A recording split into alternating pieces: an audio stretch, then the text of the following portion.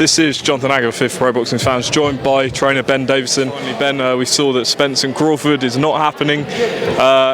There's a lot of talk that Jaron Ennis wants to fight Errol Spence. If that happens, how would you break down a fight between Boots and Spence? Phenomenal fight, really phenomenal fight. Me personally, I believe that I've raved about Jaron Ennis for years and years now.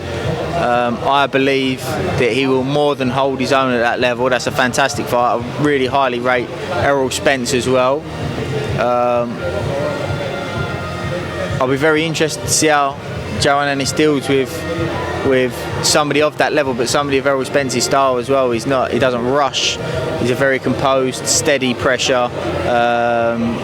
But I've also listened to Jaron Ennis talk about how to go about fights against those styles of guys, and I believe that he knows what he should be doing against fighters of that style, and it's just whether he has the experience and the maturity and the development behind him to be able to execute that on the night. So yeah, I would love to see that fight. A lot of people compare Ennis with Crawford, but Ennis always says he's got a completely different style and the only similarity is they both switch. Do you agree with that? I 100% agree with that. Me personally, I think that Terence Crawford boxes a hell of a lot more in the moment, phenomenal fighter in the moment, and I think Ennis is a lot more of a chess player.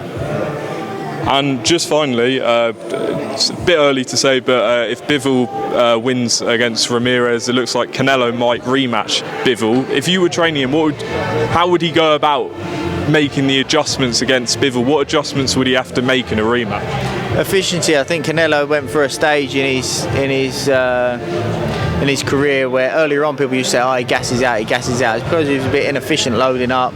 Then he went for a stage in his career where he didn't load up on everything, a lot more efficient. I think he's gone away from that recently, loading up a hell of a lot more, and that's what's going to naturally, of course, it's going to cause you to fatigue more than if you've been a little bit more efficient, not loading up on every shot.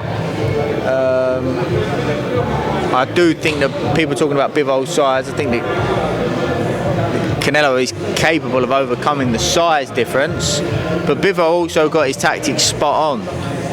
His timing of when to do certain things, he definitely done his homework.